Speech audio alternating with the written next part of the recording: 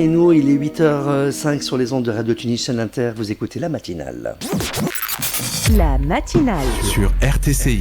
Jusqu'à 10h du matin, on est avec vous, on vous lâche pas, vous êtes sur la bonne fréquence, restez avec nous dans la matinale. Tout de suite, comme je vous ai annoncé en début d'émission, j'ai le plaisir d'accueillir un invité qui incarne à lui seul la rencontre entre l'expertise internationale et l'innovation tunisienne. Il s'agit de Rida Amemi, fondateur et CEO d'Advocated AI, une start-up franco-tunisienne qui révolutionne la performance commerciale grâce à l'intelligence artificielle. Après plus de 15 ans passés en France comme sales leader dans des scale-up SaaS B2B, où il a contribué à générer plus de, écoutez bien, 220 millions d'euros de chiffre d'affaires. Rida Amemi est de retour en Tunisie pour développer Advocate. Son ambition, transformer durablement la manière dont les entreprises gèrent leur force de vente et redéfinir ce qu'on appelle aujourd'hui la vente intelligente. Rida Amemi, bonjour et bienvenue sur RTCI. Bonjour Mehdi, merci beaucoup pour l'intro, très sympa. J'espère qu'on n'a pas donné de fausses informations. Non, pas du tout, très bonnes informations. Et c'est un bon moyen de commencer la discussion. Exactement. Tout d'abord, si vous pouvez nous raconter votre parcours, ce qui vous a motivé à revenir en Tunisie après 15 ans en France. La réponse à cette question est super simple en fait. Je suis rentré en Tunisie parce que ce que je dis tout le temps, parce que c'est la Tunisie et que c'est mon pays.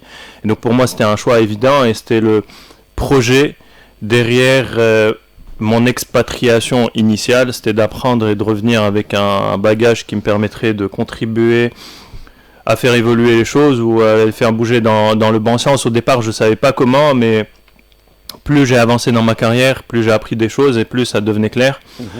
Et le projet Advocate est venu de façon naturelle, une problématique que j'ai rencontrée pendant mes 15 ans d'expérience et qui est celle de comment on fait utiliser la donnée de façon plus intelligente aux commerciaux pour contribuer à l'évolution growth des entreprises. Et avec l'avènement de l'intelligence artificielle, c'est devenu de plus en plus concret et de plus en plus facile de le faire. Et donc voilà, voici ici. Le retour en Tunisie, comme je t'ai dit, c'est évident, mais c'est aussi parce que un pool de talent qui est incroyable ici en Tunisie, facilité d'accès à ce pool de talent quand on a un produit innovant et disruptant est plutôt simple. Et puis la proximité de tous les autres marchés fait que c'est simple d'opérer depuis la Tunisie. Et puis, on a le soleil. Et on a les plats tunisiens aussi. Absolument. On a la bonne bouffe, on a le climat super agréable pendant 9 mois de l'année. Tout à fait. Donc c'est favorable. Absolument, ouais. Vous faites partie donc de cette diaspora tech tunisienne qui revient investir et innover dans le pays. Qu'est-ce que cela représente pour vous personnellement et professionnellement ? On essaye de revenir pour contribuer positivement et avoir un impact sur l'essor et le développement de notre pays. Je pense que c'est une responsabilité commune, c'est pas juste la responsabilité du gouvernement, et ça c'est un trait qui est assez commun à tous les pays où on attend beaucoup du gouvernement et on se pose pas les questions sur ce qu'on est capable d'apporter. Donc moi, je pense que j'ai ma petite pierre à l'édifice que je peux apporter pour contribuer à faire en sorte que la Tunisie rayonne de façon plus positive sur le marché international. Dans mon domaine d'expertise, personnellement, moi, ce que ça me fait, c'est que on a été élevés, moi et mes frères, dans cette culture patriotique, on aime notre pays. Pourquoi, je sais pas. Parce que c'est notre pays, en fait. C'est comme si on te demandait pourquoi tu aimes tes parents. Donc on aime notre pays. On est là pour essayer de faire quelque chose de positif. Et ce que ça veut dire pour moi, c'est que je vais te donner un exemple. J'ai 2 enfants qui commencent à grandir. J'ai la grande de 5 ans et le petit de 2 ans, à qui on essaye, la grande est née à Dubaï, le petit est né à Paris, et c'est génial parce qu'ils ont ce côté multiculturel et ce croisement de cultures, mais c'est super important pour nous qu'ils soient imprégnés de leur vraie culture et la culture tunisienne. Donc ça, pour moi, c'est personnellement, de voir ma fille commencer à parler couramment en tunisien, c'est génial. Ça a pas de prix, tu vois. C'est vrai. Alors justement, on va rentrer dans le fond du sujet. Vous avez lancé Advocated après un constat terrain, le manque d'accompagnement des équipes commerciales. Pouvez-vous nous expliquer d'où est venue cette idée et quel problème précis vous vouliez résoudre? Alors je vais te raconter une petite anecdote. Je gérais une équipe de toute la partie revenu d'une scale-up hollandaise, à peu près une vingtaine de personnes. Et j'avais pour rituel avec tous mes commerciaux le matin de commencer par dire « Ok, vous avez ces rendez-vous, qu'est-ce que tu as préparé comme phrase d'intro avec ce client-là ?» Qui pour moi, ce qu'on appelle l'icebreaker, est super important pour commencer une discussion avec n'importe qui. Comme toi, tu as préparé notre discussion, tu as regardé qui j'étais pour savoir comment entamer la discussion. Et ça, c'est un truc qui est quasiment inexistant chez tous les commerciaux. Se préparer, parce qu'on se dit, je connais mon produit, ça va, je vais y aller, on va être en mode détente, on va commencer la discussion. Est-ce que tu connais la personne en face de toi? C'est ça. Est-ce que tu connais ses problématiques? Est-ce que tu connais la boîte? Est-ce que tu connais le marché, etc. Il y a plein de choses qu'il faut préparer. Et ça, c'est une facette qui est très ignorée du travail et du métier de commercial, qui est quelle recherche je fais, et là, toute la partie scientifique, parce que nous, on a généralement associé le métier de commercial à un art. Est-ce que tu es un bon orateur? Est-ce que tu sais parler, convaincre, etc. Un bon chatcher, ce qu'on dit tout dans le langage plus commun. Mais il y a 80% du métier de commercial, c'est une partie scientifique, analytique de préparation. Et donc je me suis rendu compte, en te racontant cette anecdote, que personne ne préparait ça. Et du coup, j'ai mis en place un process qui faisait que tout le monde savait comment il allait commencer sa discussion avec n'importe qui en face de soi. C'est ça, exactement.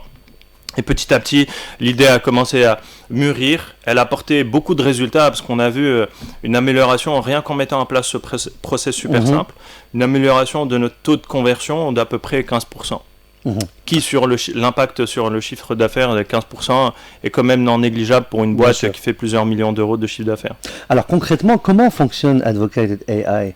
Pouvez-vous nous donner un exemple de ce que la plateforme apporte à une équipe commerciale au quotidien? Absolument. Alors, nous, aujourd'hui, on est dans un marché tout le marché est en train de converger vers l'AI et tout le monde se dit AI. Nous, on est vraiment une solution AI native. Qu'est-ce que ça veut dire? Ça veut dire que notre solution sans intelligence artificielle ne fonctionne pas. Et ce qu'on fait, c'est qu'on va agréger toutes sortes de données que le commercial utilise et dont le commercial va avoir besoin. Pour lui restituer ce qu'on appelle des insights actionnables, et donc pas de la donnée brute, mais de la donnée transformée pour qu'il puisse savoir poser la bonne question au bon moment, pitcher la bonne valeur à la bonne personne, tout ceci dans un souci d'efficacité et d'amélioration de la performance. Donc on va agréger de la donnée, la transformer et restituer quelque chose de digeste et d'utilisable à nos utilisateurs. Alors, on l'a bien dit tout de suite, votre solution repose sur l'intelligence artificielle. Quelle place occupe l'IA dans Advocate? Qu'est-ce qu'elle permet de faire que les CRM traditionnels ne faisaient pas? Alors, quelle place a l'IA chez nous, chez Advocate? Ça a une place prépondérante. On est full AI pour tout ce qu'on fait. Donc, aujourd'hui, on a 90% de la team, c'est des développeurs et des ingénieurs AI qui bouffent de l'AI toute la journée, qui utilisent de l'intelligence artificielle pour développer, pour coder, pour vérifier leur code, pour avoir de nouvelles idées. Moi, personnellement, en tant que CEO, je brainstorm avec ChatGPT le matin. Je lui donne des idées, il me renvoie la balle avec d'autres idées, etc. Donc on utilise l'intelligence artificielle au-delà du produit dans tout ce qu'on fait et aussi dans un souci d'optimisation des process, puisque je vais te donner un exemple. Aujourd'hui, on a remplacé 2 rôles chez nous en interne par des agents IA qui sont le Customer Success pour toute la partie onboarding des clients. Donc toi, si tu veux utiliser notre solution, tu vas sur notre site et tu peux démarrer et commencer à l'utiliser tout seul en ayant le support de notre agent IA. Tu peux limite ne pas te rendre compte que c'est un agent. Tu pourrais croire que c'est un être humain tellement c'est bien fait. Après, il y a toute la partie customer support. Donc, tous les tickets qui sont ouverts par nos clients sont traités directement jusqu'à un certain niveau par les agents. Et après, on met un human in the loop quand c'est nécessaire. Et comment se différencie des CRM ? En fait, les CRM, c'est une technologie qui existe depuis plus de 20 ans et qui n'a pas évolué, qui est ultra nécessaire pour les entreprises, mais pour les commerciaux aussi, mais qui est très très peu utilisé. Je donnais un chiffre. Le taux d'adoption des CRM qu'on connaît, Salesforce, HubSpot, etc., est inférieur à 30%. Donc les gens payent des centaines de milliers d'euros pour des solutions qui sont très peu utilisées au final. Pourquoi elles sont très peu utilisées ? Parce qu'elles n'ont jamais été pensées pour l'utilisateur. Et nous, comment on se différencie ? C'est que notre solution, moi j'ai été commercial. Je l'ai fait ce métier. C'est pas je me suis inventé, imaginé une solution pour des gens que je connaissais pas. Moi je l'ai vécu ce problème-là. Donc quand en test et quand j'ai imaginé et j'ai vu ce que je voulais atteindre, je l'ai pensé en tant qu'un utilisateur et donc la différenciation, c'est que notre solution est aimée et utilisée par les utilisateurs en fait. Alors vous parlez aussi d'une architecture IA native et de nudges comportementaux. Pouvez-vous nous expliquer ces concepts de manière simple à nos auditeurs ? Absolument. Alors on va simplifier, on va prendre l'activité de n'importe quelle personne, pas un commercial nécessairement. Il va commencer sa journée, il va avoir un certain nombre de tâches à accomplir. Le cerveau humain étant programmé pour prioriser en fonction de sa propre volonté et non pas forcément en fonction des priorités business. On va accomplir les tâches qu'on juge importantes et laisser de côté celles qui le sont moins. Nous, ce qu'on va faire, c'est que vu qu'on a accès à toute l'information et que l'intelligence artificielle, contrairement à un être humain, peut traiter toute cette data et tout de la même façon avec la même consistance. Donc du coup, nous, on va traiter toute l'information qu'on a qui est disponible pour transformer tout ce qui est transformable en action priorisée et surtout, on va renvoyer à l'utilisateur, quand il a peut-être oublié de le faire, n'oublie pas d'envoyer ce mail à ce client. Et on ne va pas juste se contenter de lui dire « n'oublie pas d'envoyer le mail », on va lui drafter le mail. Donc je vais lui dire « n'oublie pas d'envoyer le mail de follow-up à Mehdi, et voilà ce qu'il faut que tu lui dises, parce que voilà ce que vous êtes dit la dernière fois que vous vous êtes rencontrés. » Incroyable. Ouais, ça peut paraître incroyable, mais c'est la base, ce que je te disais tout à l'heure, du métier de commercial. C'est l'organisation et l'exécution. Donc on est là pour simplifier aussi, et puis pour que le commercial puisse s'occuper d'autres choses. Absolument. Plus humain que la machine. Merci beaucoup pour cette super perche, parce que effectivement, ce que je te disais, 80% du temps d'un commercial est censé être dédié à de l'activité qui n'est pas de l'activité humaine de vente, mais de la préparation, de regarder ton LinkedIn, etc. Et là, nous, ce qu'on va faire, c'est qu'on va dégager du temps pour le commercial pour qu'il puisse se concentrer à créer du lien, à comprendre et à faire ce qu'un humain doit faire et ce qu'une machine ne pourra jamais faire. Tout à fait. Alors, on va parler un peu de déploiement et des ambitions. Vous avez récemment annoncé une levée de fonds auprès de 216 Capital. Absolument. Qu'est-ce que ce financement va permettre de réaliser concrètement pour vos advocates ? Tu disais ambition, j'adore ce mot parce que moi je suis plein d'ambition et c'est ce qui m'a fait arriver à être à ton micro aujourd'hui et discuter de ça et que les auditeurs puissent profiter de ma petite expérience. Nous, notre ambition et la vision, c'est de devenir le premier AI native CRM africain. Donc c'est une ambition qui est très grande, on va dire, parce qu'il faut aller concurrencer des géants qui sont là depuis 25 ans, qui sont bien installés, mais on n'a pas peur. On commence bien, on a un partenaire ultra solide qui est 216. On parlait tout à l'heure de la puissance du réseau, du network. On est en train de combiner notre réseau à leur réseau pour pouvoir justement nous donner les moyens de notre ambition et commencer à scaler scaler comment donc on va scaler sur je pense principalement avec cette première levée sur un axe majoritaire et puis un deuxième qui est minoritaire. Le premier, c'est faire en sorte que notre solution soit à la hauteur de ce que je dis là à ton micro, tu vois. Parce que c'est une vision qu'on est en train de concrétiser. Donc, une grosse partie de l'argent levé va servir à consolider et à faire en sorte que le produit fasse ce qu'il est censé faire et opère la magie qu'on est en train d'essayer de sparker chez les utilisateurs. La deuxième partie, c'est nous diriger vers le marché qui va être le plus à l'écoute de ce qu'on est en train de faire. Moi, je pense que aujourd'hui, je t'ai donné un chiffre tout à l'heure qui était le taux d'adoption des CRM. 30%. Absolument. Je vais te donner un autre chiffre qui est le taux d'équipement en CRM en Afrique, qui est en dessous des 30% aussi. J'allais le dire. Tu vois et donc, je pense que le marché africain est un marché qui a besoin, parce que pour avoir discuté avec plusieurs personnes, des CEO, des CRO, etc., tout le monde a besoin de consolider son activité commerciale quelque part. Les outils disponibles aujourd'hui sur le marché ne sont pas adaptés au marché africain. On va essayer de trouver une solution à ça. D'accord. Et faire en sorte que le business en Afrique a une certaine façon d'opérer.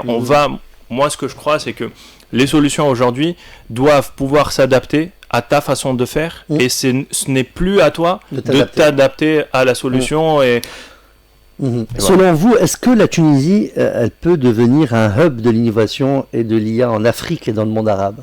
Elle est en train de le devenir. Donc c'est pas selon moi, mais c'est selon les chiffres et selon le marché et l'évolution qu'on est en train de voir.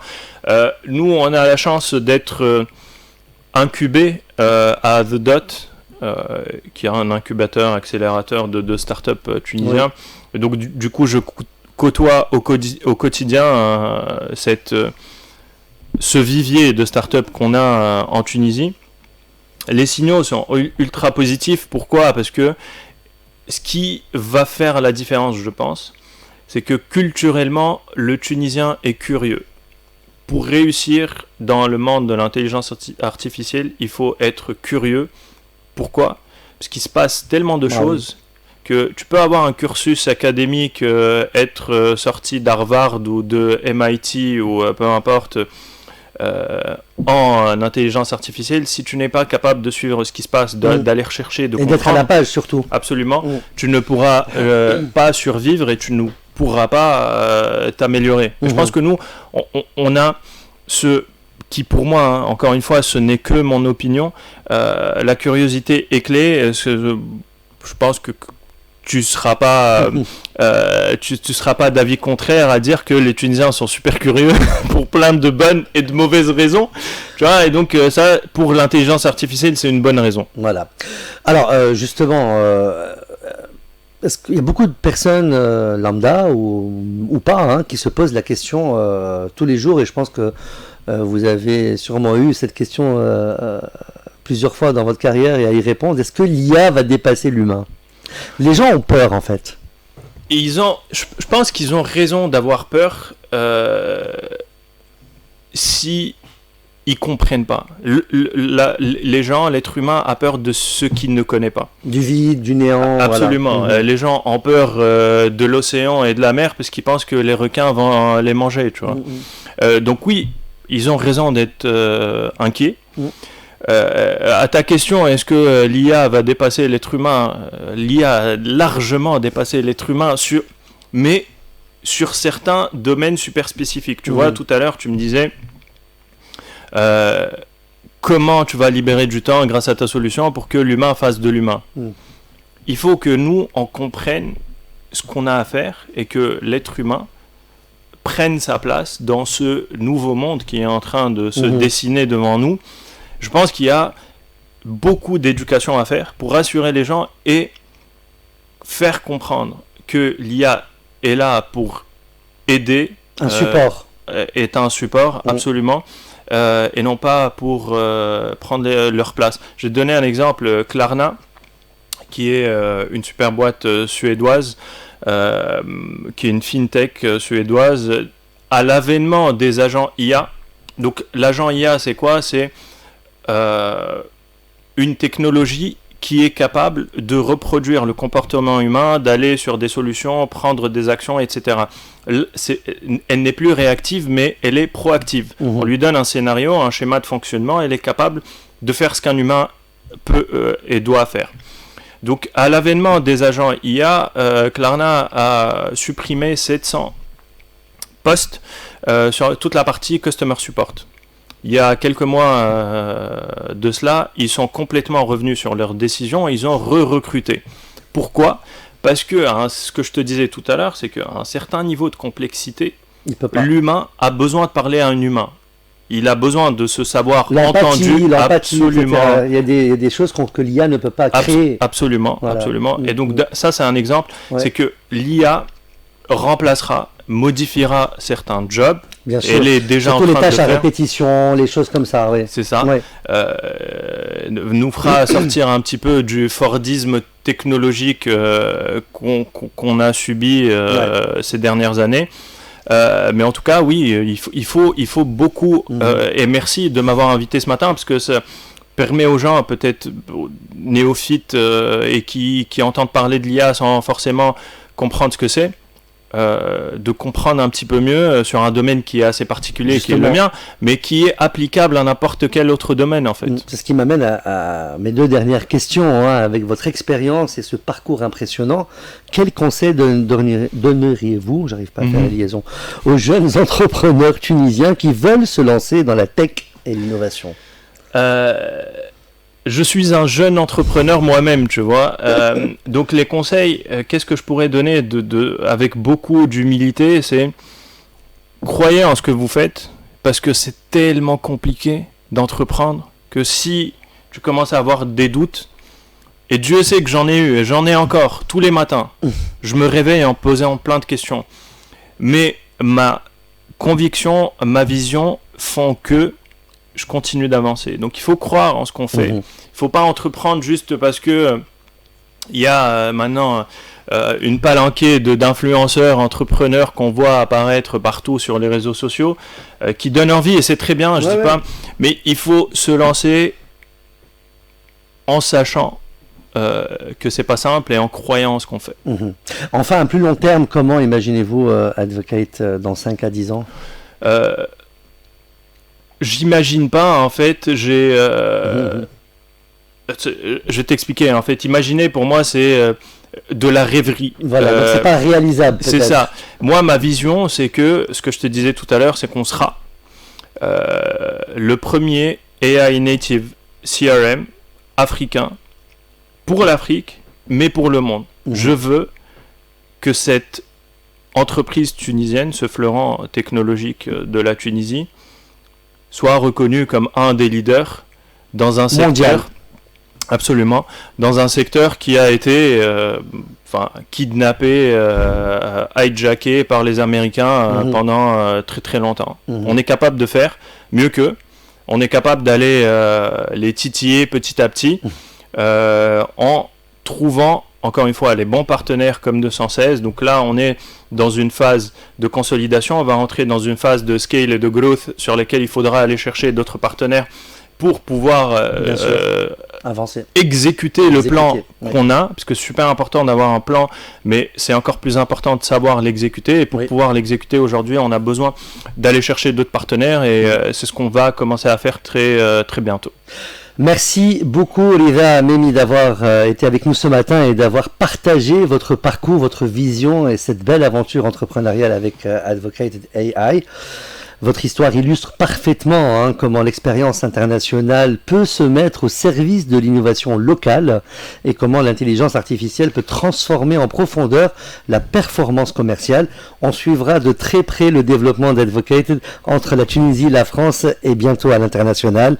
Bonne continuation à vous et à votre équipe et à très bientôt sur RTCI. Merci beaucoup Mehdi, merci de m'avoir ouvert ton micro et j'espère que de plus en plus de personnes le feront, pour rassurer les gens sur ce que l'AI est, ce qu'elle est capable de faire, ce qu'elle est capable d'apporter. Je te tiendrai au courant, je tiendrai tout le monde au courant et j'espère que vous me verrez un petit peu partout et vous suivrez, tous les Tunisiens suivront cette success story. Merci beaucoup Rida Mehmi, il est 8h29, vous écoutez la matinale bien sûr jusqu'à 10h du matin. La matinale. Sur RTCI. Au jour le jour.